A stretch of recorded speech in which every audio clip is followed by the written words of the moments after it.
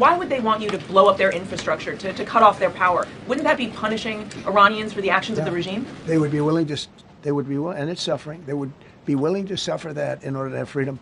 The Iranians have, and we've had numerous intercepts. Please keep bombing. Bombs that are dropping near their homes. Please keep bombing. Do it. And these are people that are living where the bombs are exploding. And when we leave and we're not hitting those areas, they're saying, please come back, come back, come back. These are the people. I don't know what they do. All I can tell you is they want freedom. They have lived in a world that you know nothing about. It's a violent, horrible world where if you protest, you are shot. Remember the great woman protests where they had 400,000, 500,000 women, and they were all enthused and they were going to protest, and everybody said, oh, the regime's going to come to an end. And then all of a sudden, boom, boom, 5, 6 different areas. A woman would go down right between the eyes. They had snipers. They had 5 snipers. That's all it took. And those 400,000 or 500,000 women said, oh my God, what's that? Oh, look over there. What's that? A woman shot right between the eyes. And after 5 or 6 of them go down, then you start hearing the purr through the vast number of people.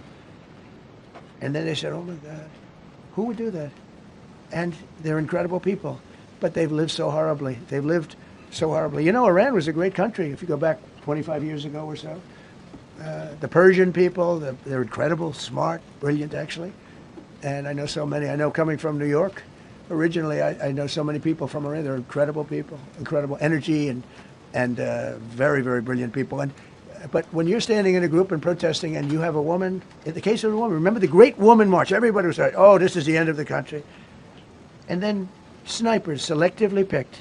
Every single one was shot right between the eyes from a long distance. They were on top of buildings.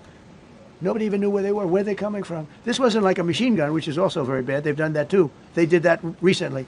This was snipers sitting on the top of buildings, aiming and hitting women. And when they see people go down, and all of a sudden there's a riot in the reverse direction, and they never came out again. And a lot of the news doesn't talk about that. They talk about, oh, women's rights. You want to see women's rights? You're not going to see it there. It's amazing when I see some of the stupid people like, you know, AOC plus 3, all that group. They talk about, oh, freedom for Iran.